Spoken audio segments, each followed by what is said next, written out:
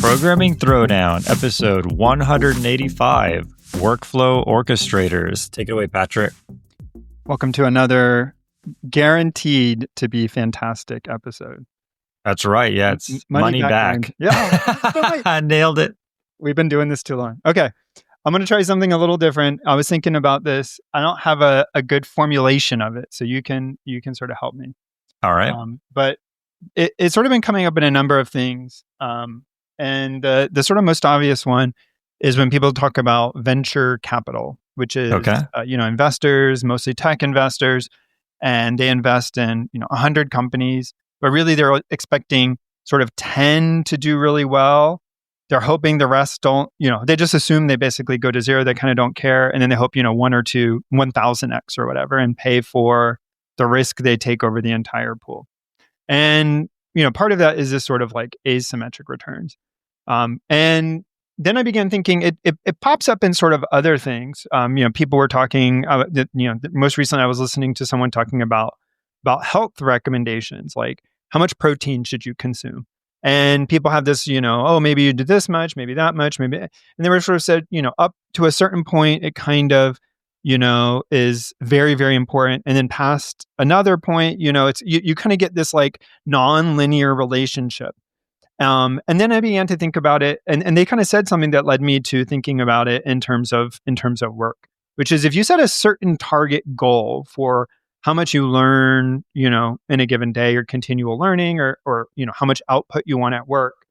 I think internally we have this, sort of everything gets kind of normally distributed. That maybe some days you're going to be a little bit above, some days a little bit below, some days, very rarely a lot above, very rarely a lot below. And in my head, at least, I think we do this thing that pops up intuitively over and over again where things kind of clump together and become sort of normally. And we think that the returns there end up being, kind of not super impactful, like they even out basically, that the unders and the overs, are okay. But what I began to realize, and sorry, trying to bring it full circle, it's a little cloudy in my mind, but back to the VC thing, this health thing, that they were sort of saying, you kind of need to set your targets a little higher, because actually depending on where you are on this sort of like return curve, right, that is not flat, it's not, just one single slope, that if you are at one of these inflection points or lower, then the good days can be sort of 10x, and the bad days are, negative some amount. And if you're really low, what ends up happening is those negative amounts are sort of larger than the big amounts, and you can sort of lose ground or, not move forward. Versus if you're higher up on the curve and you set your target, then even the low days, you're still sort of moving forward. And so when I talk about like learning or output at work, if you, sort of set your target as like, my median is I get a little bit of good stuff done. And some days I get a lot, some days I don't. Some days I make more work for myself by doing something stupid or saying something dumb at work, right?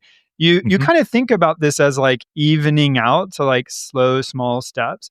But in reality, setting yourself up for at least some of those home runs. So setting yourself up positionally, but also just where your target is, like in how you expose yourself. It sort of drifts away. Sorry, my analogy is breaking, but like you sort of shift yourself into a position where you still have days that are below average, but your above average days give you this exposure opportunity for just outsized growth, right? You're taking those really, really hard home runs at work. You're, going for just, really stretch opportunities, and thinking about this, it's just an interesting thing I've been juggling with, which is I think a lot of myself included, a lot of the time I don't give myself this opportunity to have this sort of outperformance, this exposure, this VC 1000x, right? We talk about investment, you do the boring, everyone always says, just put all your money in the S&P 500 or the Russell 5000, just put all your money in there, this very averaged out return. But maybe some amount of it, maybe some small amount, you got to take those like really big swings and you got to limit it. But if it, 1000x, it could carry the whole portfolio. Yeah. So I can riff on this. I mean, okay, I don't know if I mentioned this in a past episode, but there's an awesome book from Nassim Nicholas Taleb, The Black Swan. Have you read The Black Swan? Yes. Yep. Yeah. So, yeah, I'm a big proponent that there are black swans and there are white swans. In other words, like there are... Wait, is white swan the opposite of black swan? White swans... Okay, first of all, white swan is a term I literally just made up 5 seconds ago. But the way I would define it is like, it's a unexpectedly high return. Okay. Right? Because by definition, using your VC example, the VC funds, I've heard things like they do 100 companies and they expect one company to make up for the other 99. So it's even more extreme. But so what that means is, if put yourself in the chair of a VC, when you talk to one of these 100 companies, you're kind of expecting them to fail because, statistically, they're going to be one of the 99, right? And at some point, you figure out which one the one is, I'm sure. But I would consider that kind of like you're betting on a opposite of a black swan. Like you're betting on an unexpected, like huge boom, right? And so, yeah, I think that, otherwise you wouldn't really take the risk, right? If there wasn't the opposite of let's call it the white swan, if the white swan wasn't there, the VC wouldn't do what they do, right? If one company, 5x'd and the other 99 went to zero, that wouldn't work. So, so they're kind of counting on that. And I think that is kind of a good way to look at things. I think that there's sort of certain moments where you have kind of eureka moments, or you have kind of a burst, or you just get lucky. And so kind of budgeting for those kind of moments, I think makes a lot of sense. And being kind of ready to really capitalize. That's the other thing, is the VC hopefully is set up to where, when they do find the one, that they can then, 10x, triple down on that one. So same kind of thing. Like you're constantly kind of exploring. You see something pretty exciting, and then you kind of bet big on it. I do think that most returns are asymmetric. The other part I was going to say is, your example with investing. I think that at a large enough scale, things start to become normally distributed, right? So in other words, like if Broadcom has like a killer year, well, it doesn't really matter if you've invested in, I don't know if they're in the S&P 500, but if you invested in all S&P 500, then their killer year gets sort of diluted, right? So like at scale, you don't really have black swans or white swans, at least you hope, which is the reason why we can all be sort of comfortable, and we're not just anxiety ridden as we get older, right? So I think that at scale, when I think about investing, as someone who's not a very savvy investor at all, I just think, well, the returns are going to be normally distributed around 5% or 8% or whatever it is. But then individually, or when I look at things at a smaller scale, I do think the returns are often asymmetric. Yeah, I think I might have mixed up sort of two things I might not. So the one you riffed on is good. So I think there's like taking it to career growth. Not that we always have to talk about that, but I actually believe I was bringing this up the other day. Most places, we overestimate the impact of a failure. Like if your boss came and asked you, hey, do you want to try this like really hard thing? And you're like, like, I'm not sure. Like, what's really the downside of failing? Like, I think most of the time, in most cases, not all cases, this is not universal advice. I'm not a lawyer, I guess. But like most cases, the risk of failing is pretty low. So it's actually really capped to the downside, and it's, I guess, maybe similar to the VC example. The chance of the VC having money taken away from them is non-existent. So the worst case is capped at 0, but the top case is uncapped. So if they do really bad, if 100 out of 100 fail, they lose all their money that they invested. But it doesn't mean they invested all their money. Correct. But if one goes to Facebook scale or whatever, then all of a sudden, they're filthy rich. And so I think that's probably a good mapping. I think there's another thing I was trying to slide in there, but maybe now thinking about it, I muddied the water. I think it's separate, which is just like individual performance day to day. So like taking opportunities and getting that exposure, but then day to day trying to set yourself up so that you're getting the reps in, you're getting practice in, like you're getting yourself like training and skill, and like setting your expectations for yourself maybe higher, knowing that sometimes you're not going to do as well, and then realizing when you practice being at a higher level that you're going to get similarly. It's not exactly the same though, I guess, but you're going to get those outperformance days, and those outperformance days may shock you with just like I've had that before. You call it kind of like eureka moment. You're like doing some work and being up at that higher level, you're going to potentially see more of them where it's just like, what was I thinking that like, it was amazing. Like, how do I get that in a bottle? Like, I would love to be like that every day. And it doesn't happen often, but I do feel like it happens more often when I'm operating at a high, not burning out, but when I'm expecting more out of myself and performing at a high level. Yeah, I think that makes a lot of sense.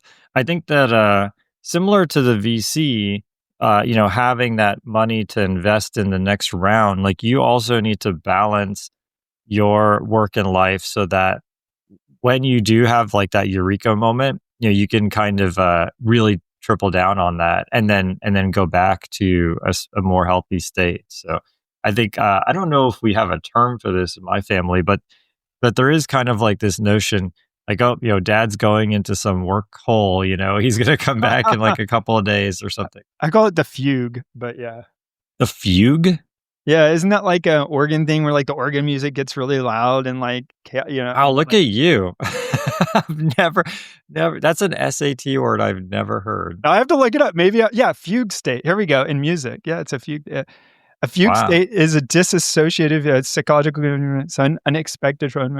Oh, wait, this is bad. No, this is like you have amnesia. What? I completely okay. Maybe I'm thinking. I guess I'm thinking of.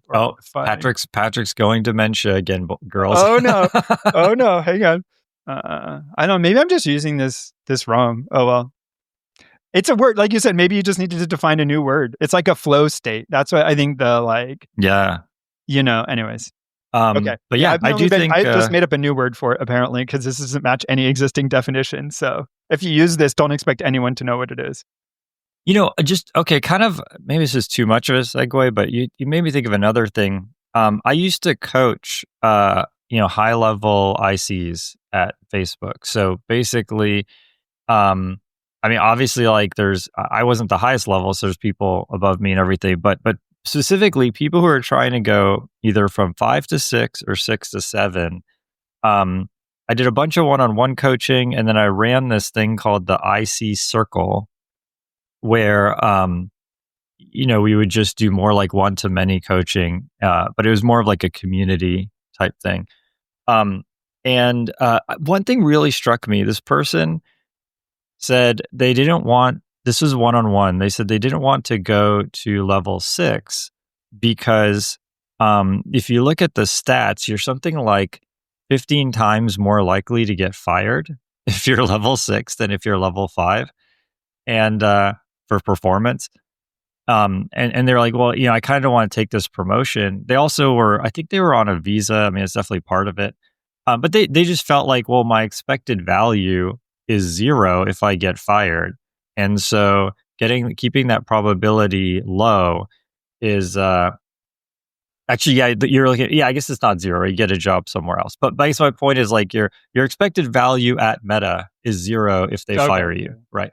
And so the raise, the level 6 compensation is higher, but not higher enough to justify that, right? So anyway, what I told this person at the time was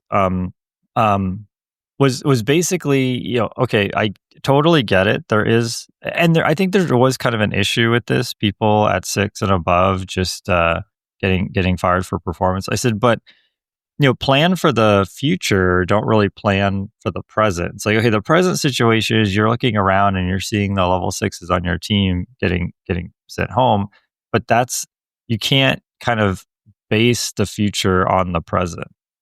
And I think that but I think that, you have to kind of in like the asymmetric returns kind of kicks in where, by taking that chance and getting that promotion now, you know, you can always kind of figure out your steady state afterwards. What you can't do, or it's very hard to control, is having that amazing, product launch that causes you to get a promotion.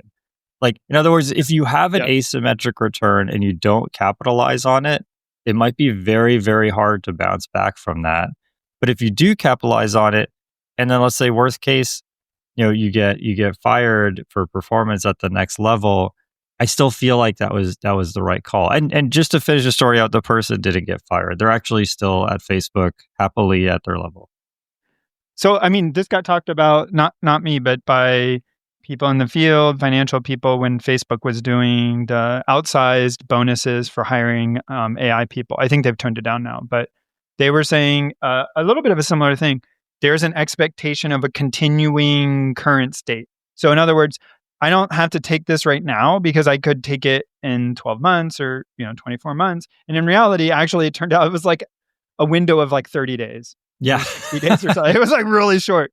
But it's sort of to what you were saying, those opportunities, you think they're going to come at some even spacing or always, and that's not right. It's not true. Your ability to get a promotion, your ability to be on that project, your ability to start something new, greenfield, make your mark, whatever, those things aren't evenly distributed in time. And so, I agree with you. All right. So just to follow up, I did find the correct definition of fugue. I wasn't that crazy, although it apparently has a slightly negative connotation, but it means to do something where you're completely aware and focused, but afterwards you can't remember what happened. And so that sounds perfect. That's actually exactly what. So actually, it took me a little bit of searching. Apparently it's a very deep depth, back catalog definition, but. It's like, what idiot wrote this code? And it was you a week ago? Yes. Yeah. No, that's what I like. You get really focused and you churn out all this stuff. My new one is writing code and then like having other people sort of help me like finish it off or whatever, and then submit it under their names. And then I think they wrote the code and they're like, no, you wrote this code. Oops. All right. Man. All right, time for news. You're up first. All right, I'm up first. So it won't be this weekend when this comes out, but that's okay. Just recently, Andrej Karpathy, I believe is how you say his name. Mm-hmm. He's gained some renown recently for a little bit being the people's AI person, I guess. Like, he's not running a big AI company. He clearly knows what he's doing. He can explain concepts, but he explains them in depth. Well, let me add a little bit of color there. So Andrej was the head of AI at Tesla, yes, and he left, and he basically is like, I don't want to say retired. That's not the right word because he's very productive, but he quit to do exactly this, like to just build things for the people and teach the people. And so he's in a way like doing some monastic work right now. Whoa, they're talking about SAT words, monastic. Oh, there we go. Look at this. Wow. Man, people thought they were coming here to talk about programming.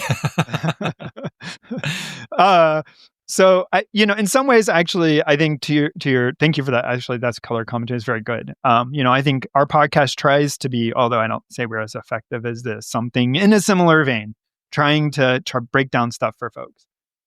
He released a new GitHub repo out of the blue. As far as I know, I didn't know he was working on it, called NanoChat. And NanoChat is, previously he had done some other sort of examples of training. I don't want to say like toy transformer networks and models and getting them up to sort of GPT-2 level, sort of, ChatGPT 2 level. Like wow, okay, it's just better than if you remember. Oh, I don't know. A while ago, a decade ago, people were doing hidden Markov models trained on, Harry Potter, and it would produce words that, like, if you didn't look too closely, they kind of look like maybe sentences, but they didn't make any sense. And then, we kind of got into the ChatGPTs. These GPTs were good. So he's sort of done some of that before, but now sort of what he's done is done an end-to-end pre-training, doing the chat UI, constructing the models and everything end to end in a single repo, so you can really kind of study it. And really awesomely, if you don't know, training the frontier models, I don't even know what the estimates are now, like $10 million to train one. They're very, very, very expensive. So most training outside of the maybe 10 companies in the world is doing fine tuning, other small things, but not the sort of pre-training. That's reserved for people with much more money to burn than myself. Yeah, and 10 million, I think, just is one instance. So it's like if you miss a colon, I mean, you're going to catch it earlier than that. But like in theory, if you have some data issue, now it's another 10 million. Yeah. Who knows how many times they have to do it? Yeah, that's right. And that was a big thing. If you recall, DeepSeek getting really popular for they had their moment. They've kind of taken a little step back, in terms of in the general awareness, but that was their big thing was doing some of this pre-training cheaper. Okay. Anyways, back to the story. So Andrej's Karpathy's repo also made it so that you could do all of this for $100. Now, $100 isn't nothing, but I'll make a couple observations. So first one is, again, compared to that other amount, people spend more than that, go play a round of golf, go do some, it is a lot of money. I don't want to diminish it, but it is enough. Like if you're doing it for learning, if you're doing it for understanding, if you're, really getting into this, it's attainable. It's a hobbyist level amount that you could spend, which is awesome on sort of relatively reasonable spec hardware. And he has the scripts for doing all of it sort of set up, which is really awesome.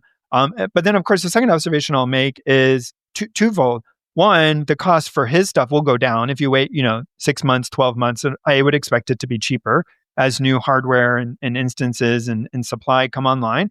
But the second thing is, as a general sort of observation, a lot of this stuff, this is where you're seeing the growth. We're not seeing ChatGPT, whatever, 5 or any of these other things become 2x better, 3x better. Like, it's not really happening, but the cost to train, the cost to run inference is all coming down dramatically. And here, I think is a little bit of an example of, sort of the rise in the hobbyist stuff and the decline of the cost, coming to, not exactly a meeting point, but coming and converging together to where we can start to not get to state of the art, but push to something that 5 years ago would have been like, oh my gosh, like you did all of this, that would be crazy.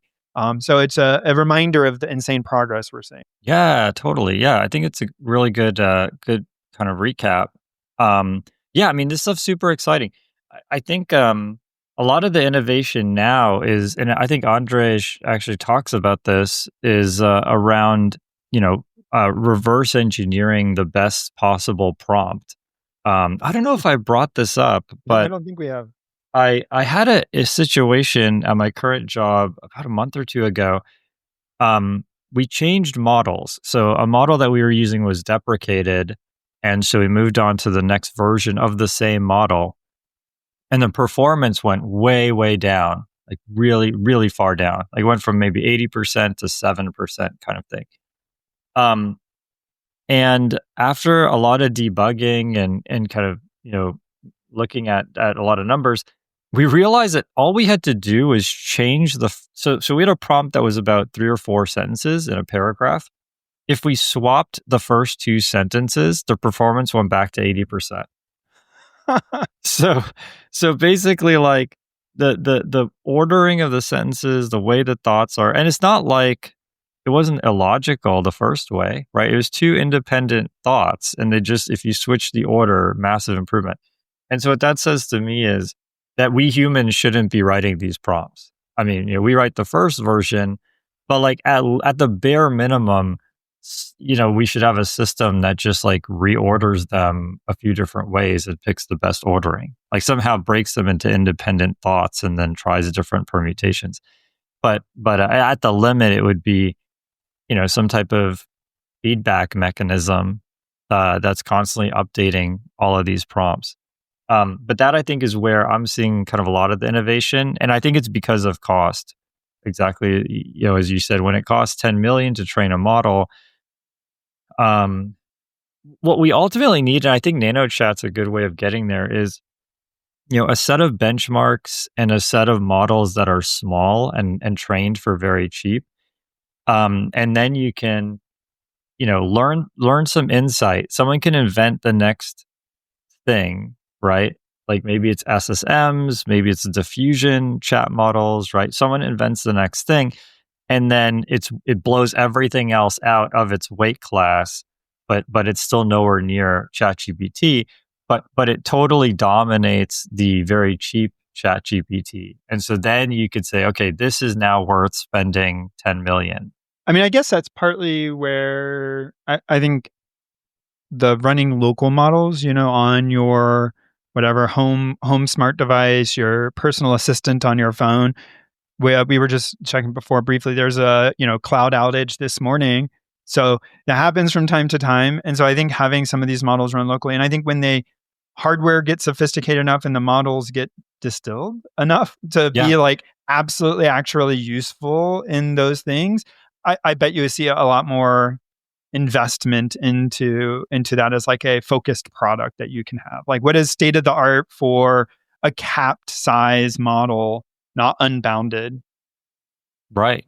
Yeah, exactly. All right. My news article is Pydantic AI. To be totally honest, I picked a random news article. I really just wanted to talk about Pydantic AI. I could have made it a tool, but I had a different tool. So this is really cool. I used this the other day. I built a very simple test, like a prototype. So I downloaded, remember PC Part Picker?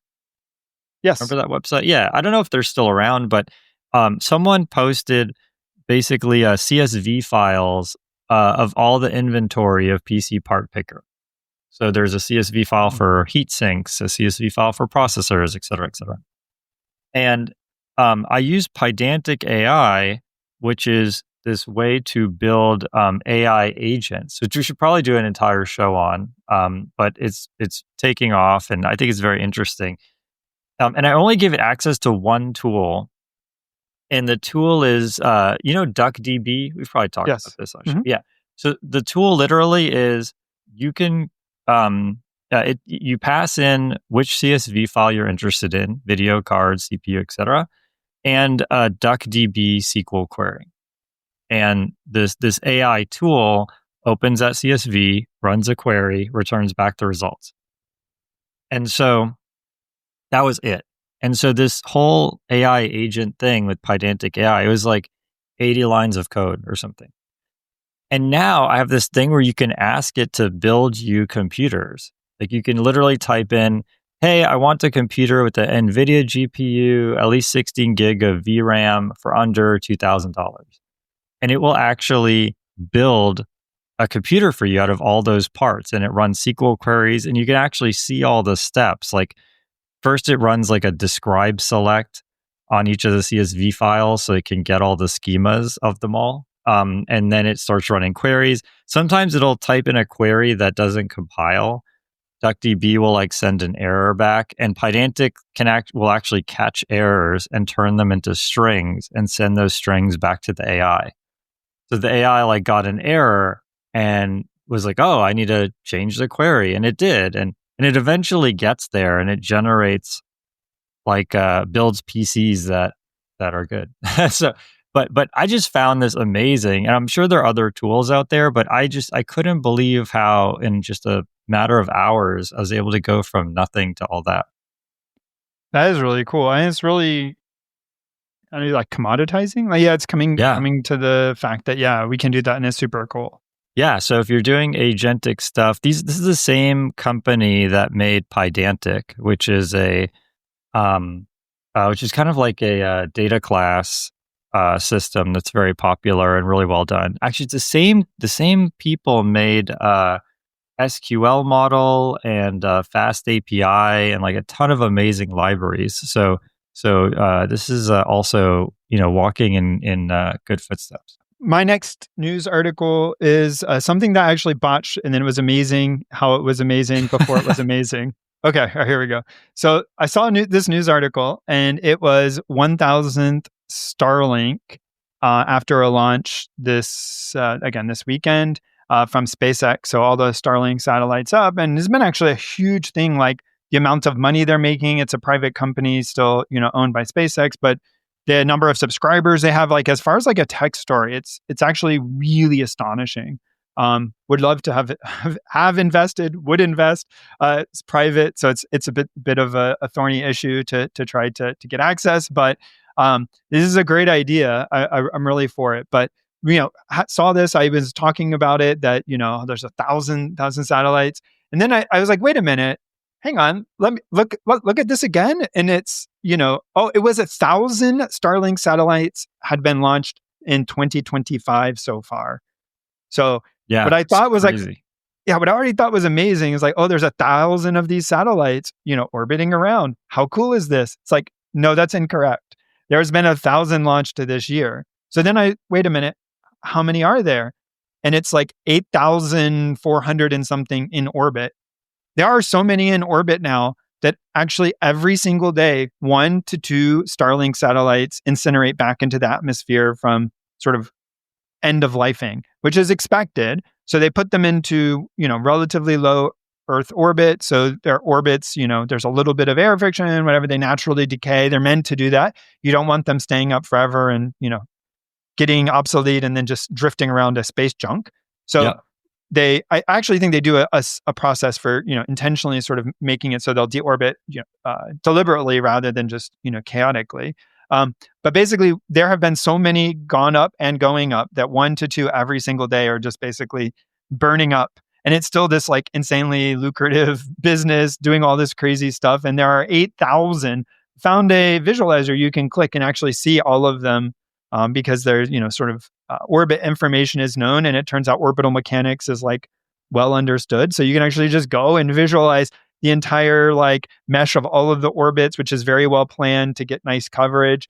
You can see new ones that are being deployed are like clustered together and slowly drift to their, I guess, station. I'm not familiar with the term, but it's absolutely bonkers just to think about the scale of this. And I don't think maybe I've talked about on the podcast before, but I was talking about it with some local friend group, just sort of how, if you had said this, 10 years ago, like, oh yeah, there's like this Starlink thing. It's roughly competitive with broadband. It works great. You can play video games on it. Like it's not super laggy. It's in this little dish, this, flat dish thing. And people would be like, what? No, that. And then now people are like, yeah, of course, that's called Starlink.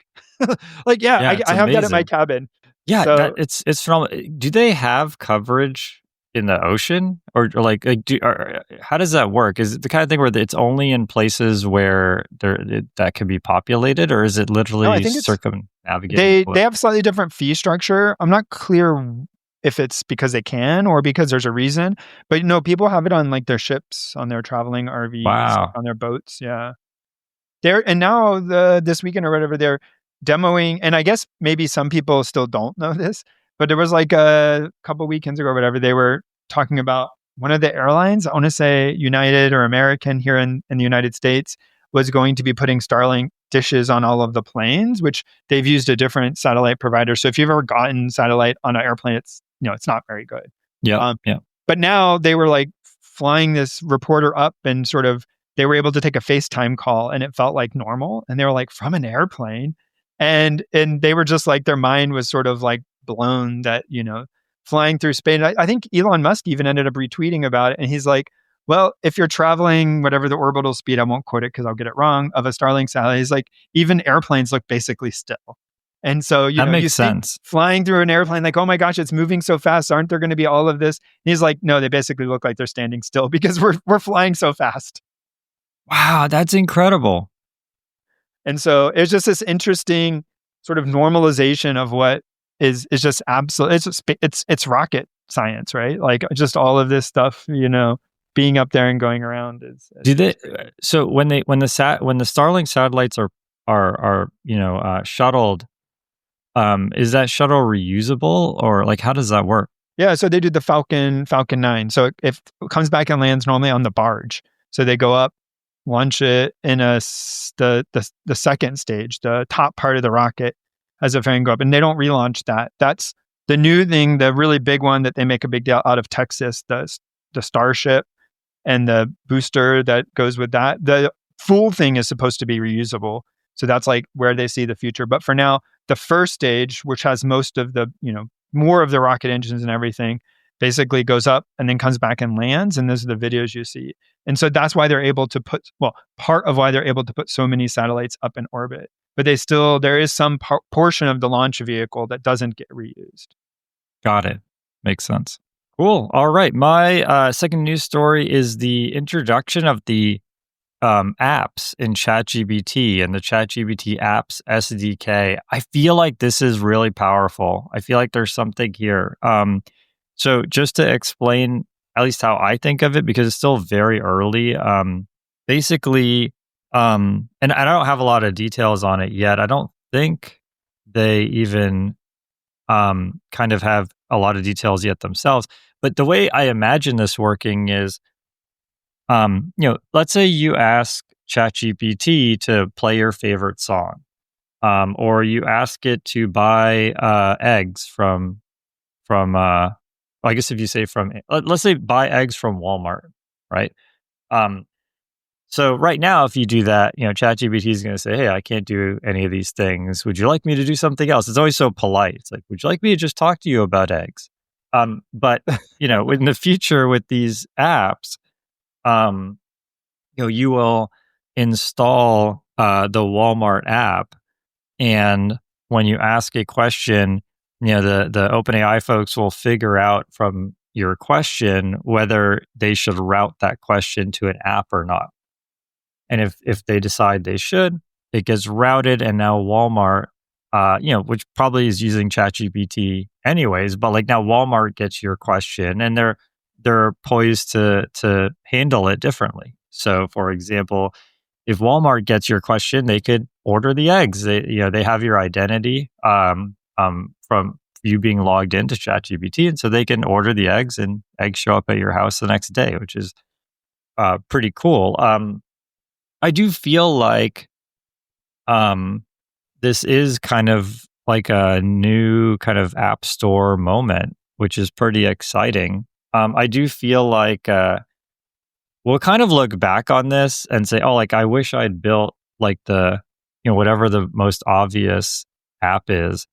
Maybe groceries is it? I don't know. But I feel like now is the time to think about like what is the app that obviously everybody wants, because apps aren't even allowed on the store yet. I think they're going to announce a date when you can start submitting apps. But you have access to the SDK. So if you have something where you think chat would be a better experience than going on the web or whatever else you would do, now's the time to build that thing, so that as soon as they announce the submission process, you could be first in line. I do think there's something just extraordinarily powerful here. When this was launched, I saw it was like 1,000 startups are killed by one slide or something. It was like the headline. But I guess maybe I like the way you explain it. I guess if you develop your app, it's sort of like now you can host your own like server if you do something local, and your ChatGPT, your chat agent can query your local server that's answering something. So it's like sort of chat. You do some training or upload some workflow or something, and then OpenAI will route ChatGPT queries to that internally if you host something there. Like, is the state in their ecosystem? Can you run arbitrary code? So I guess not completely clear. Yeah, let me see if I can explain it. So the idea is, you submit an app, OpenAI approves it. Now you're on their app store, right? So a person who uses ChatGPT installs your app, right? Now, when that person asks questions to OpenAI, OpenAI can route some of those questions to you, and and you could then use OpenAI as part of helping answer the question, but they're now expecting you to respond with an answer. So in the case like you said, so you're a grocery store, you do work to make sure that like your OpenAI app knows how to call your inventory and pricing, REST API. And so you give all of that information or whatever to your subcomponent app, and then and then the user installs that one, which is why it doesn't have to disambiguate across every app on the App Store. Okay. Yeah, I think that's right. And so you can also build tools like I talked about with the Pydantic AI. So in addition to being so open-ended that ChatGPT just calls you with a string of text, you can also have a tool. So for example, maybe you have a buy groceries tool, and that tool takes like some very specific structured data. So like the name of the grocery and what quantity and all of that. I mean, you still have to do all the validation yourself, because you never know what ChatGPT is going to call your tool with. but at least that might be more structured than, you just have a string of text and have to figure out what to do with that. Very cool. Yeah, definitely check this out. I mean, I feel like folks out there, especially if you're a hobbyist, this is like something to get in on early, I feel. Yeah, I guess that's the dozen fart apps on the App Store that made, tons of money in the first year of the Apple App Store. Yeah, exactly. You need the equivalent to ChatGPT. I tried to make it chart. Fart GPT. I don't know. Okay, never mind. This is going to devolve. Let's not do Chart GPT. Oh, stop. Oh boy! All right, let's just move to book of the show. We'll have to get rid of the friendly tag or whatever, the safe for work tag. I don't think we have a friendly. No. Anyways, my book of the show, just hard pivoting forcing a segue, is I'm repeating The Will of the Many. I had this book, I believe, a couple episodes ago. I had only just started it. I have finished it. It was really good. I really like it. So I felt like I owed the people the follow up, that if I was going to pitch it as a, hey, I'm starting this book, it seems kind of interesting. I did finish it. It is good, and the second one comes out probably by the time this episode's out. It'll sort of be out. So if you haven't started this book and it sounded interesting from my last pitch, I guess I could repitch it, but anyways. So, it definitely has an equivalent of kind of a magic system, a loose magic system, where people can sort of seed something called a will, sort of part of their energy, their life energy, I guess, hasn't been, fully explained yet. And they can sort of give it to somebody else, and those are assembled into the government in a kind of form of a hierarchy, a pyramid, and it's all about sort of the dynamics, the politics of that. And so, of course, a story about a boy who's an orphan and ends up getting sucked up into intrigue and mystery and all of that good stuff, but by the author James Islington, who I've recommended other books from before. Definitely something that I would recommend now, having finished it. And I'm looking forward to the next one. I guess I could have made it my book of the show, but the next one seems like it's going to be really good as well. And I'm looking forward to reading that. All right. Yeah, I'll definitely have to check that out. I need to get more into reading fiction. My book of the show is actually a podcast episode. I'm cannibalizing our show here, but basically, I had a long drive. So, long story short, it was just me and the boys, me and my two sons, and we were driving to Houston and back. And they're playing, Nintendo Switch or whatever they want to do. So I'm like, I'm gonna listen to a podcast, and I listened to the whole 6 hours of this podcast with DHH, who's the person who made Ruby on Rails. I thought it was fascinating, actually. I kind of went in thinking, well, this is somebody I have kind of heard about. A friend of mine told me we should have DHH on our show. That would be kind of cool. DHH, if you happen to be listening, which I doubt, but or somebody who knows him or something, totally down for that. But I'd heard of him, and I remember specifically him posting a lot about getting off of the cloud, and he ended up moving to a colo. So I thought it'd be kind of interesting, but I'll be honestly a little bit low expectations of just any podcast episode where it's just kind of a one-sided where the person just basically talks for 6 hours. But I was blown away, actually. I felt like the content was really interesting. Actually, it really goes against a lot of the sort of common themes that you're seeing a lot of. So, for example, DHH despises going into any office. And so he's remote work is the only work. It's a really interesting perspective.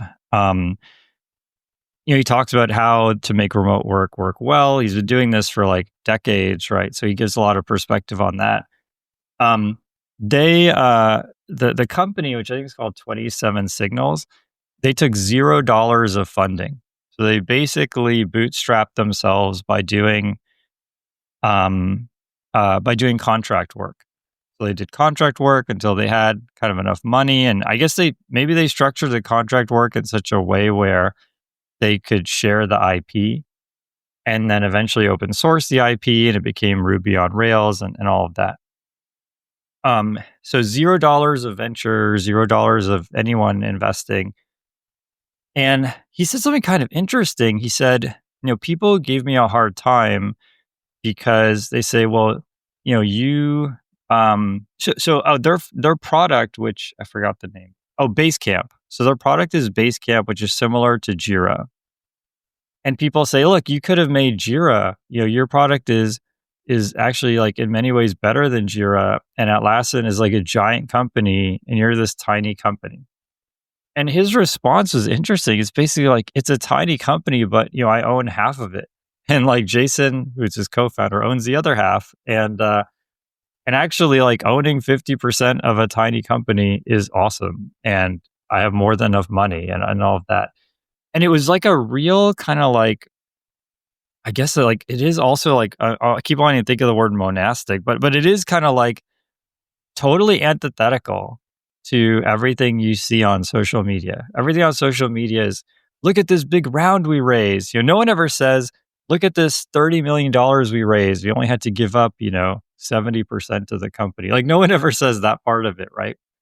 And everyone seems to be just extolling all the virtues of being in person. Yeah, I feel like just to have a different perspective, it was pretty mind blowing. So I highly recommend folks listen to it. Also, my dad was a race car driver, so he spends about an hour or two talking about race car driving, which hits close to home, which I loved hearing about. That's more of a personal thing, but I found the whole interview fascinating, and I'd highly recommend folks check it out. And it's 6 hours, so I think it counts as a book. Fair enough. Yeah, I think 37 signals is private. I've looked before, I was just looking again to see, but I guess one of those interesting things about private versus public, and to your point, not only they have a lot more discretion, like it just don't have to share a lot of information and get judged about decisions. And so because it doesn't have investors or all of this, like even people, hear some Hacker News post and they're just saying like, can we even estimate how many subscribers they have, how much money? And people are like throwing out numbers, but they're all, just speculation or based on some, sort of swag at it. Like they're not accurate. And it's just kind of interesting to think about like the amount of stress reduction that would give to someone to say, we're just going to make the decision. Can we continue to pay the people who work for us? Can we continue to make money that we're happy with? And like, there's always that question, like, what's enough? And like, if you don't have an answer to what's enough, then maybe you just end up in one of these quests to, seek power and fame and fortune. And that's okay, I guess. But if you can say this is enough, and he is saying, I can do these really cool things, drive race cars and have this business that doesn't make me hate my life, then, that is awesome. It's great to see, like you said, sort of another way instead of it only that there's only one way. Yeah. I mean, somebody said, the host of the podcast said, hey, one thing about working remote is, it's kind of lonely. How do you deal with that? How do you meet people? And the guy was like, DHH is like, get married, have a family. He's like, yeah, I have kids running around the house. I'm never lonely. It's like, these are the kind of things that like just a different perspective. Like I've never heard anyone give an answer like that. And, it's so different. I'm still honest. I mean, we just got back from Houston. So I haven't had a lot of time to really like sleep on this, but it's such a different perspective that I have to really think about it. But I think there's definitely nuggets of wisdom there. Absolutely. And I do feel like, I've kind of ping ponged between, I was in the office, COVID hit, I worked remote for 4 years. Now I've been in the office for the past year. And I do actually feel like,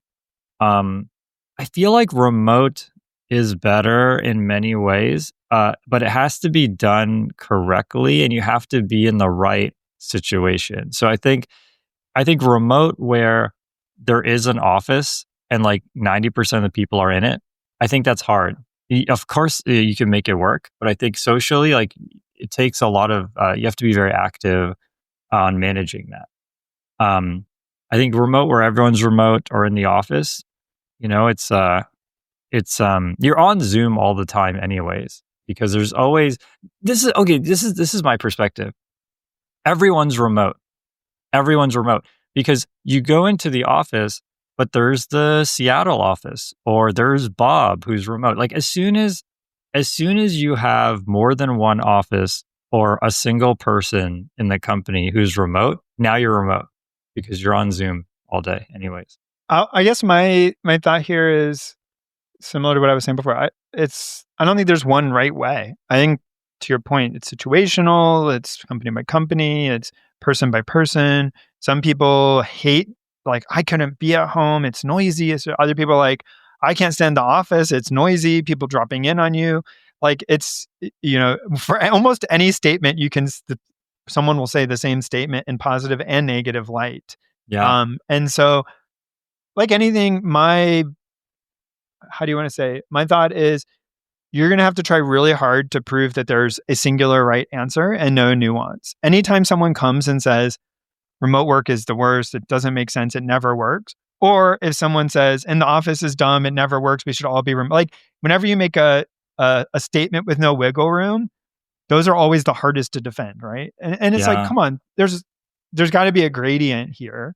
And, and if there's a gradient, I think that, I will say, even being people fully in the office, having the setup that we could do fully remote means people have some flexibility to do. If they need to take a week, they may have taken a sick week or something away, or they needed to, I was pointing out, be home. There's so much random stuff where people expect you to be at your place of living for delivery or for some improvement or to come in or whatever, and then they change the date. So having some flexibility to handle those situations has been a net benefit, regardless of sort of what percentage allocation you spend office or at home. Yeah, totally makes sense. All right. Tool of the show. Oh man, I think I'm losing my voice. It's not good. All right. Mine is a game, and it's a game I am almost certain I didn't look because I didn't want to know, but I'm almost certain that I've recommended before. It's everyone knows it, everyone has it, but I don't care because I got sucked back in. I was free, and then I am no longer free.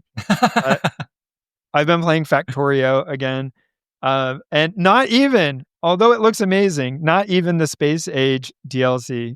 I'm just back to playing vanilla base, no mod Factorio. Wow.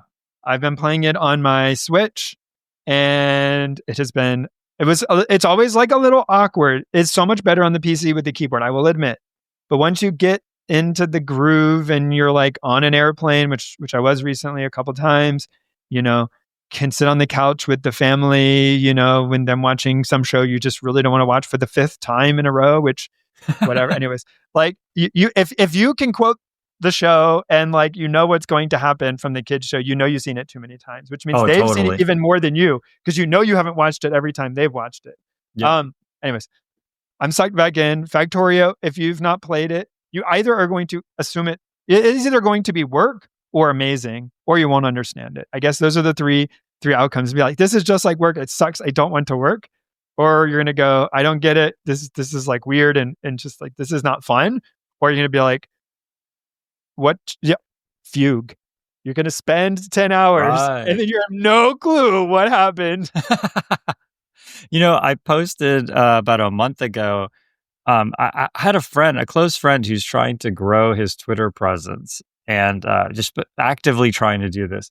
And he posted saying, I went from 1,300 followers to 7,000 followers in a month. Here's a list of things I did. And it was a list of things. And I replied and I was like, how I went from 1,300 followers to 1,300 followers in 3 years. And it was a screenshot of Factorio.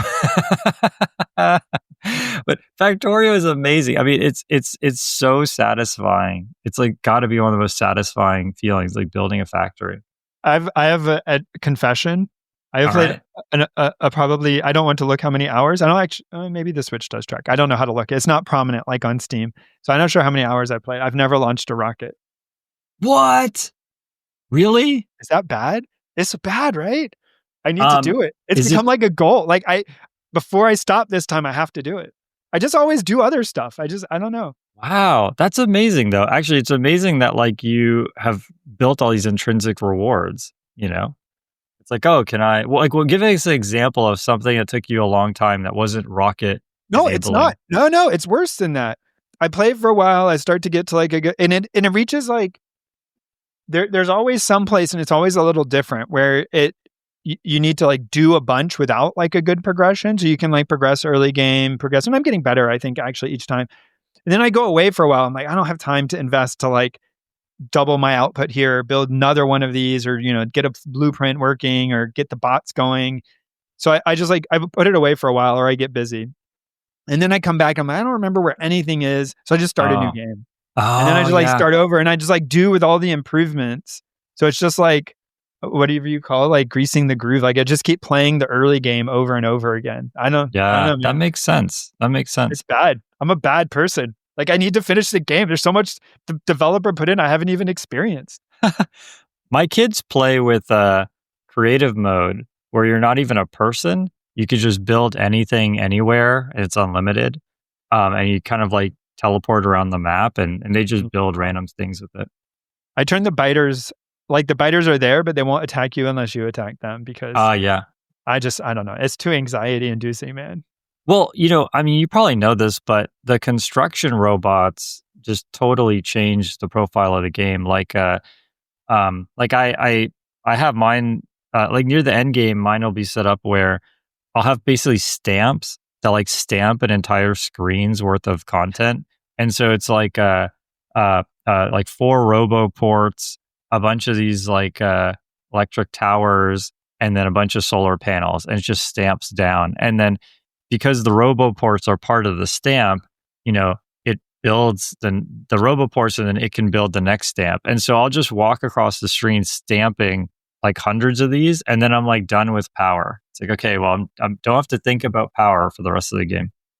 Nice. All right, my tool. Oh, go ahead.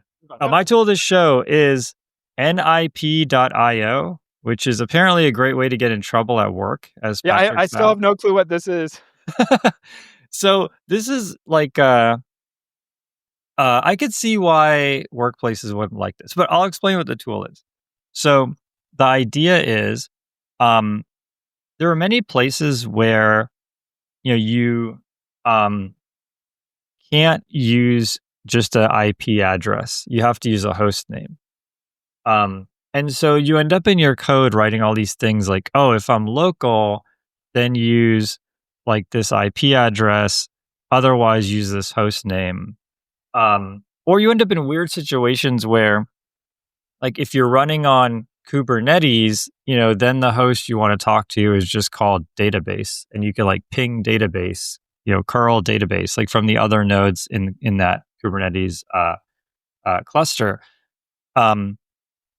But then when you're not running in Kubernetes, now it's like, oh no, it's actually localhost. And it gets all confusing, right? And so this nip.io is like a cool way to turn any IP address into a DNS. So basically, you take the IP address, whatever it is, 1.1.1.1, and then you add .nip.io at the end, and now you have a DNS. But it's going to resolve to exactly that IP address. So you're kind of trusting. So I will say that for the reason probably is blocked for Patrick's job is that you're kind of trusting these people to convert that DNS to the correct IP address. So you might put in like 2.2.2.2.nip.io, and it resolves to 2.2.2.2 because the people behind that website have built like a DNS lookup that does that. But they could change that code tomorrow. They could make it so everything.nip.io goes to Google or goes to a web-based Bitcoin miner or whatever like that. So that is sort of a vulnerability that you're taking on. It is, it's powered by a company that seems like pretty reputable, but But that is a risk. But when you're doing debugging stuff, especially locally on your laptop, or you're getting started with a new project, it could be an easy kind of convenience. Yeah, that's I my have not tool used of it the before, show. but I could see, like you said, there are specific use cases where it would be really useful. Yeah, totally. There's a lot of code, I mean, especially third-party code that expects a domain name that just will not take an IP address, and this is a way to get around it. All right. So, go ahead. No. I Oh, just, anyways. all right. Workflow orchestrator. We're gonna orchestrate the show here with a workflow orchestrator. I'm distracted today, dude. We're just like barrel forward. We're gonna just fuge this. Fugue. Fugue. We're gonna fugue it. Oh, I'm never living that down. It's all fugued up over here. So okay, let's talk about why you need a workflow orchestrator. So here's a very simple example. And actually, kind of spoiler alert, I actually asked this as my interview question. So if you ever end up getting interviewed by me, you're going to probably get this question. Let's say you're building, YouTube, and specifically, like, don't worry about like the social networking or any of that, but just, you upload a video, it transcodes your video 100 different ways for mobile and, low bandwidth and all of that. And then when other people go to that URL, they get your video. So, video is maybe not the best example of this because it takes a while to upload the video. But you upload the video, and then it has to go through and do a whole bunch of work, right? That transcoding of that video to other formats. Maybe you uploaded it as a QuickTime video, which they don't want to serve that on the web, right? So that is a time-intensive process. And so it's not practical to like just have someone wait on a web request, right? Because if that person just hits F5 or something and closes the connection, how is that going to work, right? There's kind of two problems here. Problem number one is sometimes you have to do things that take a long time. And then problem number two is sometimes you have to do things that are kind of non-interactive, where someone will leave and you need this thing to keep working and eventually report back in some way. And the last category of why you'd need this would be, you have a lot of things, a huge batch of things that you need to do. So for example, actually this is a very real example for us. I went through and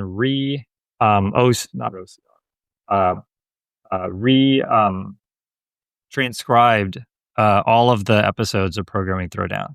So if you look at the transcriptions, they're better than they were before. The old system I was using was massively out of date, and I felt like, well, since I upgraded it, I might as well just transcribe everything.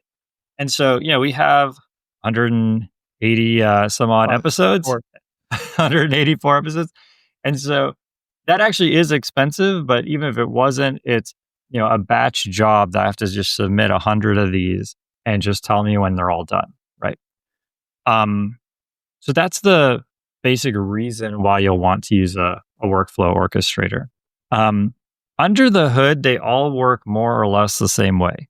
So there's, a set of message queues. And so I think we've talked about PubSub and these things in the past, but basically, you need a way to submit jobs, and the jobs need a way to read your submission. And so needs to be some kind of queue to handle that. If the job is multi-step, then when the first step is done, now, a new thing needs to be pushed onto this message queue saying, okay, we're ready for the second step, right? A job can fail, like AWS could shut down that machine, the hard drive could fail on that machine, et cetera, et cetera. And so message queues are important there's a lot of logic around, basically you send a keep alive to the queue while you're still alive. And if the queue doesn't get a keep alive for some amount of time that you specify, let's just say 10 minutes, it assumes that you're dead, and it will rerun, like it will ask another machine to go and process that. Okay, so So message queues, a big part of it, and containerization, another really big part of it, because you need a way to define some task on your computer, but then ultimately send that task out to the cloud. And there might be hundreds, maybe thousands, tens of thousands of machines kind of running your task.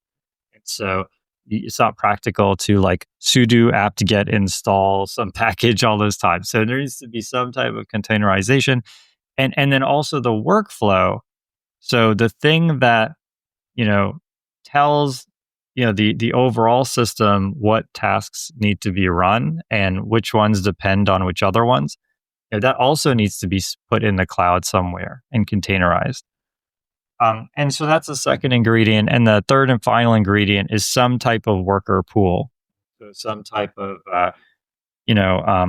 pool of machines that are ready to do work. And you typically pair this with some type of auto scaling. So if you have, especially if you have bursty work. So imagine, YouTube is such a multinational thing that this wouldn't happen. But imagine if you were building a version of YouTube and you're just getting started, where it's maybe way more popular in the US. You'd want to scale those nodes down when it's the wee hours in our time zones, and then scale them up when it's peak hours.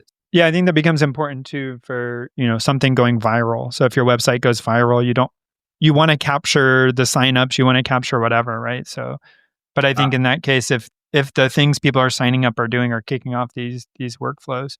I wanted to circle back to, talking about failures, but I think there's a couple of things maybe that are less obvious or maybe important about these. So one is, you were mentioning, something like YouTube size, but when you're kind of small, things generally fail because you did something wrong or there's a bug or a problem. But when you reach a certain size, even if you look at what I guess is called mean time between failure, like you said, a hard drive or cosmic ray or whatever it may be. But when you're running a million, jobs a day, what is the chance that at least one job is gonna, have an issue in a day? It's non-trivial, right? It's noticeable. And so you're getting these failures because someone is walking into the server room and pulling out a server rack and like blowing the dust out of it for maintenance or whatever, right? And you can either have that be very carefully planned or just say, look, it's going to get handled. And I think kind of that is the same vein as you see stuff like, I think Netflix was famous for doing Chaos Monkey, something that goes in and just basically kills off nodes or drop nodes to make sure, nothing breaks. It just randomly sows chaos. I think the other that was my job when I was there. Just kidding. That is my job in my family. I'm just the chaos monkey. Oh, Dad's here. Okay, wow, I'm distracted today. But the other thing is, we were talking about, and I think we'll get to it in a minute, but something like training an LLM, and it's $10 million. Some of these workflows could be very, very, very expensive. And like you said, imagine there's some error, but imagine the error occurs at like a very late stage. You don't want to start all the way again from the beginning. So being able to it's not exactly a hot swap, but being able to resume the pipeline with a new version of like a later node, or even maybe it's not an error, maybe the whole thing finishes, but then you realize, oh, here in this last stage but we could do better, or we could do something different. So having a system that automatically is like preserving those stages and inputs and that kind of stuff, so you can sort of rerun later parts, becomes like super useful. And tying that all with a dashboard and management, which is things I have seen people not use one of these, and then you end up just basically reinventing them. So you can either not use them, or you can reinvent one with half the features that you like do yourself, and you just slowly try to rebuild a crappier version of like an existing solution. Yeah, totally agree. Yeah, I think the part you mentioned about history and backfill is super important. Like there have been so many times where exactly what you said happens. The job runs successfully, but it wasn't actually a success. Like we actually went the past 3 days with no artifacts because maybe the upload failed, but it didn't let the job know that something was wrong. So for example, like a very common pattern is where you catch an error in Python or in any language, you catch the error and then log an error message. And that's great and all, but because you caught the error and you didn't bubble it all the way up, now your job thinks it finished successfully. Like if you didn't set the exit code correctly on your program. And so, that can happen. And then you find out about it. Even if you find out about it an hour later, if your website's popular enough, that could be millions of jobs that have run in that hour that need to be rerun. So having all of that ledger and then being able to backfill and say, okay, all the jobs from 3 days ago to now, I need to rerun all of them, and it just goes through and does that and auto scales to handle it. All of that. There's sort of this. It's kind of like how cars have the there's basically like a backup system. So imagine imagine on your HUD. Imagine your HUD just like disappears. Like the OS powering the heads up display on your car fails. It's got some kind of backup where you'll at least see like the miles per hour or something. But now that, yeah, right. But that contingency, that's where I was thinking of. There's a contingent operating system in most of these cars. But now that contingent operating system, that really needs to not fail, right? Because now you're really hosed. And so similarly here, the workflow orchestrator itself, if it starts failing, that can be a really difficult thing to survive, right? And so to your point, I've seen it as well where people try to build their own, and it happens so innocently. The way it happens is, you're you have some task, and this happens at big companies, so it's not a small company thing specifically. Like you have some task and it's relatively minor, and so you have this script that does it, and that starts to succeed. So it's like, well, I'm just going to make a cron job and have it run this Python script every hour. And then it's like, oh, okay, now I need to run it every minute. Oh, now I need like 3 machines. So I'll just spin up 3 EC2 instances, all running this Python script every minute. And you kind of like, at some point, you have to just eat the technical debt and like set up a workflow orchestrator. But I've seen too many cases where people kind of go too long. And then when there is an issue, it becomes very difficult. I think the other term you'll hear with a lot of these is DAG, which isn't unique to these, but that all of these jobs form a directed ASIC, like no cycle graph. So they're not looping. So they have a start, they process some number of jobs with some interdependencies, and then they reach a conclusion. And so you'll hear them talked about that way. Maybe help me there, Jason. So, and not to throw a wrinkle here, but so workflow orchestration versus something that is more seen as like, I would call like a pipeline, like Spark or something. What's the sort of distinction, between, or where's a line, or is it blurry? Like what's the difference between something that would be viewed as more like pipeline versus workflow orchestration? Yeah, that's a great question. I don't have an easy answer, but basically I would say, okay, one thing a workflow orchestrator cannot do is it cannot fuse nodes together. So you kind of explicitly define like, do this task, do that task, do that task, and they all depend on each other, or in a sequence or something. And if tasks like B and C really could be fused into one operation, it won't do that because it makes no assumption about what programming language or what version of Ubuntu is running on that node or anything like that. They're all just basically Docker containers that are getting spun up. You can actually, depending on the orchestrator you use, some orchestrators have it where you can spin up a container for a particular node, and that container can do multiple tasks. So let's say I have 10 videos, I have to transcode all of them to QuickTime. I have a QuickTime node, and that node could do all 10 of them, right? But by default, most of these orchestrators, you actually spin up a Docker container, do that one thing that one time, and then tear it back down. And so there's a pretty heavy spin up, spin down time for tests. Conversely, with Spark, like you do create sort of a DAG, and same with early versions of PyTorch, or if you do PyTorch.compile, or early versions of TensorFlow, you would create a DAG of operations, and then what the Spark compiler or PyTorch compiler or TensorFlow will do is it will fuse operations and it will create this like super optimized DAG. And it does that because all of the operations are within its own ecosystem. So like, Spark has a limited vocabulary, as does PyTorch. And so this being so open-ended, it can just run any Docker container with any arguments you want. That open-endedness comes at a cost. All right. Yeah, that makes sense. Cool. Quick rundown on the steps to use a workflow orchestrator. Typically, you containerize your tasks. That's usually pretty straightforward. Most people are using Docker anyways. But you also have to containerize the workflow itself. So the file that says run this task and then run the second task afterwards, like that logic has to go somewhere. And so all of these examples that we'll talk about in the future, they all do it differently. And then after that, you're kind of off to the races. You submit jobs. One thing that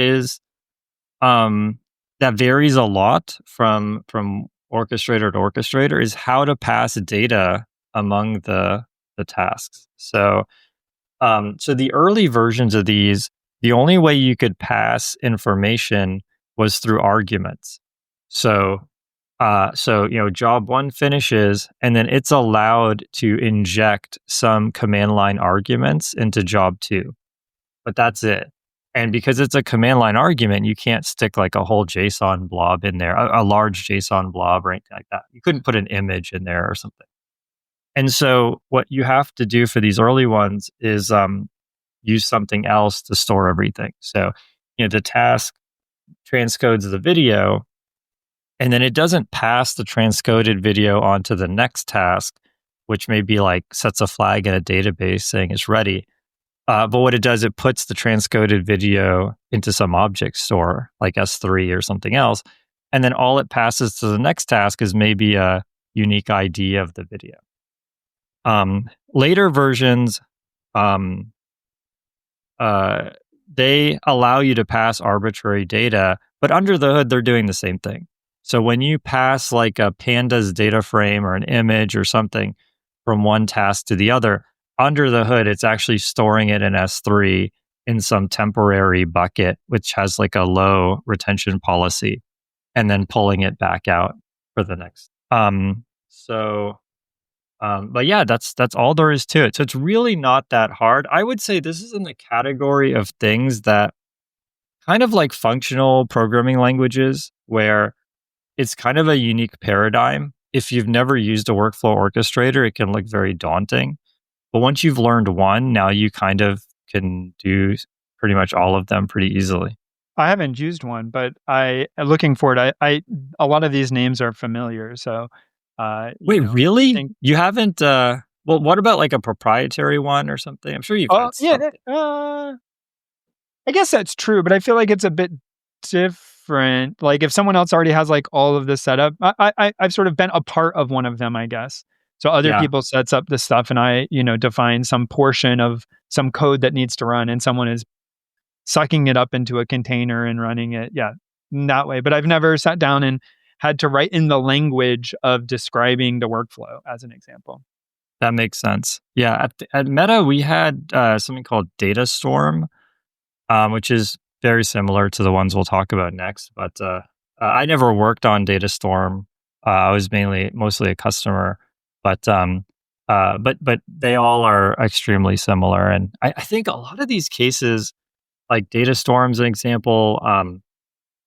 There was something called Flume, which was similar to Spark, kind of like a combination of Spark and a workflow orchestrator, and then someone made an open source version of that.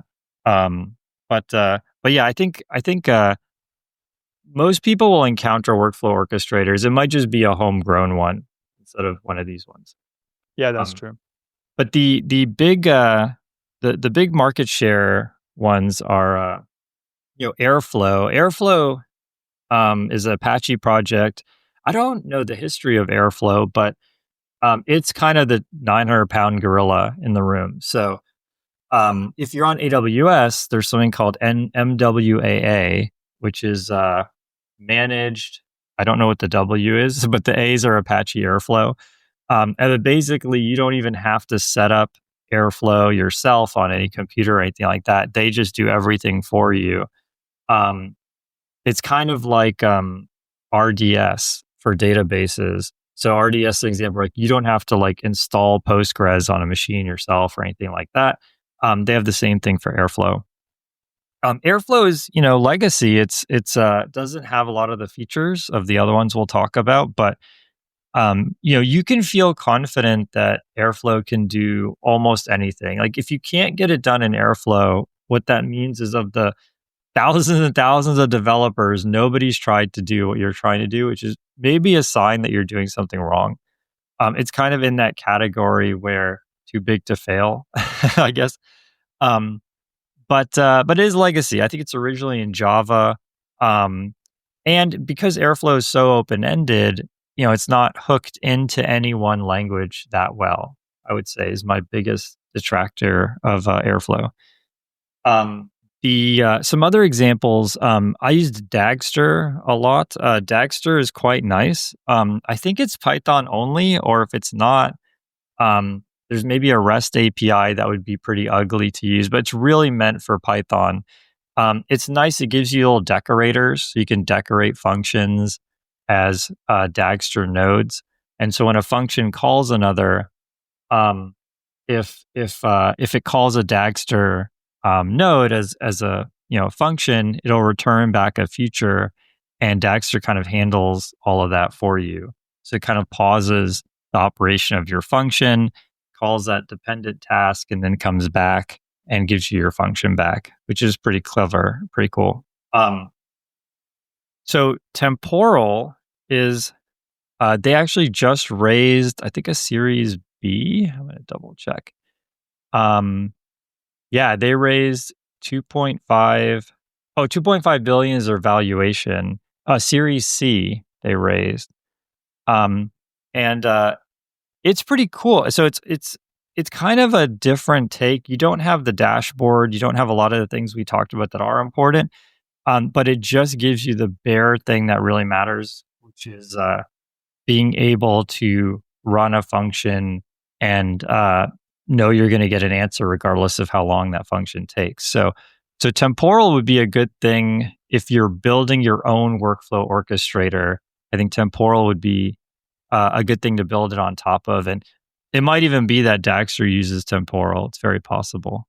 But it is kind of like lower level, really calling individual functions durably.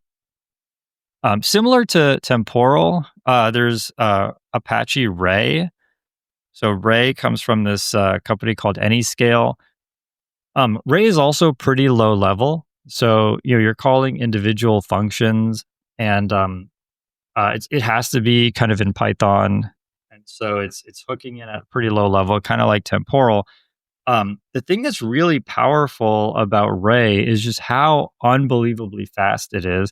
So with Ray, you spin up all the machines in advance. So, all these other workflow orchestrators, you're spinning up a machine, doing some work, and then spinning it back down.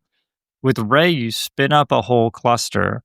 When that whole cluster is up and running, you then execute a bunch of functions, and those functions get farmed out to that cluster you span up for that particular task you're doing.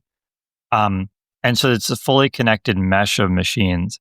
And then when you're finished your task, that entire cluster gets spun down. So you're paying a bigger hit up front, but you're getting like super, super low latency. Like you never have to worry. Once the whole cluster is up, you never have to worry about any node requiring another machine or anything like that.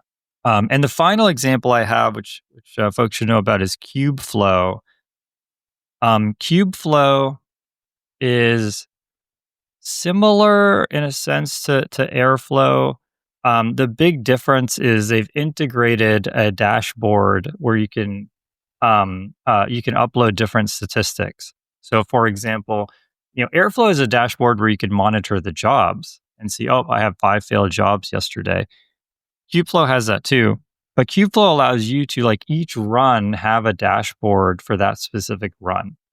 And so it's like, okay, task 3, output a time series graph, and here it is. Task 4 created a scatter plot, and there it is. And so for workflows that are producing statistical outputs, that's like a nice feature to have. It sounds like some of them are, like you said, sort of lower level. Like Ray sort of sounds like it's shorter, not shorter. You want higher, lower response times, lower latency. You want to be able to do lots and lots and lots of things.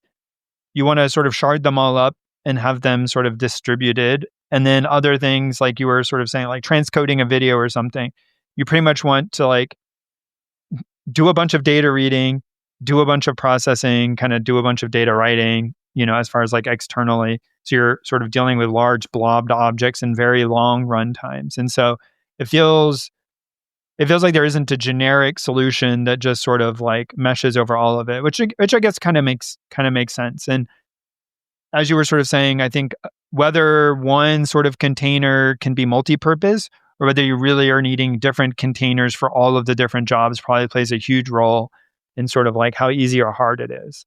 Yeah, totally. It's one of these things that like the lines are a little blurry because I'm sure someone's going to email us saying, "Oh, well, you could do actually this in Airflow, or Ray could also do that." But just generally speaking, like at the baseline level, Ray is not durable. So if your Ray job, you're responsible for doing checkpointing and things like that. If your Ray job dies halfway through, it's just gone. Whatever checkpoint you have is whatever you created. These other ones, they'll just by their nature, they're constantly creating checkpoints. And so, there's basically several things you're juggling. How durable do you want these tasks to be? These parts of your workflow, and then what's your latency requirement? And then what's your sort of cost you're willing to spend? Because Ray, for every so just to give an example. Let's say you have some type of task, and that task has a list of Python third-party libraries that need to be included. So if you do Airflow, when that task node spins up, it spins up your Docker container where you've already put those libraries in it, right? And it's ready to go, and it executes your code, and that's fine. With Ray, you create a Docker container with those dependencies similar to with Airflow, but you spin up an entire cluster, and every node on that cluster has all those Python dependencies. So if you have especially like heterogeneous things where maybe you have one task that requires Torch, which is like a 2 gigabyte PyPy file, right? And then you have another task that's just send an email, that only requires like the base Ubuntu. Then Airflow is going to save you a little bit there. So there's no free lunch. There's like kind of several things to juggle. I guess so. Some advice. I think Ray is you should only use Ray if latency is important. So if you're doing ML training, latency is very important. You have this GPU; it's very expensive. You don't want to waste time on it.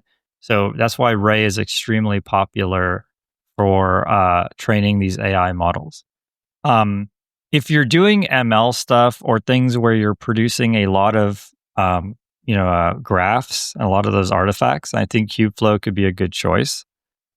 And for everything else, I would use Dagster if what you're doing is in Python.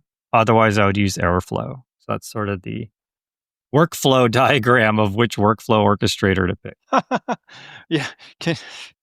We need this all prescribed out for us. I guess this is called a flow chart, but yeah, okay. Oh, that's true. Cool. I guess some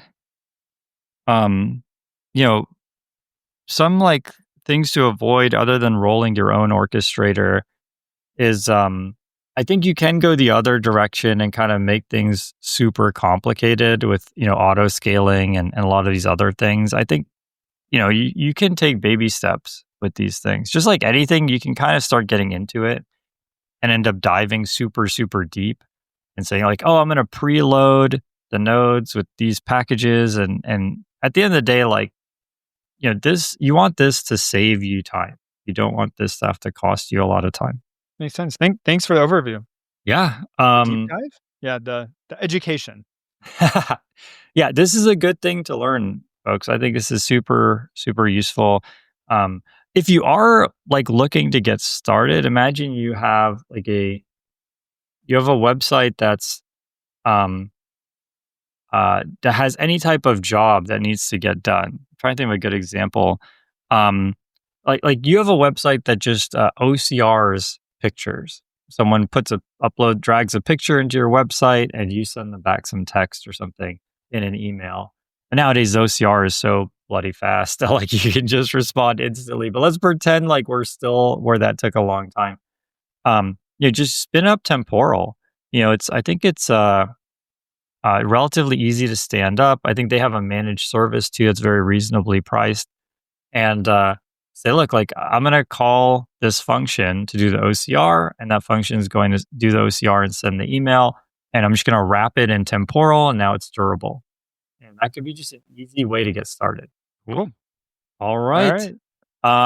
Yeah, we hope you folks liked the episode, and definitely keep sending us, requests for new content, new show ideas. We take them super seriously. We've implemented many of them, so our list is getting smaller. So if you have a show topic, please Slack us or Discord us. Email us, however you want to reach out to us. Thank you, everyone.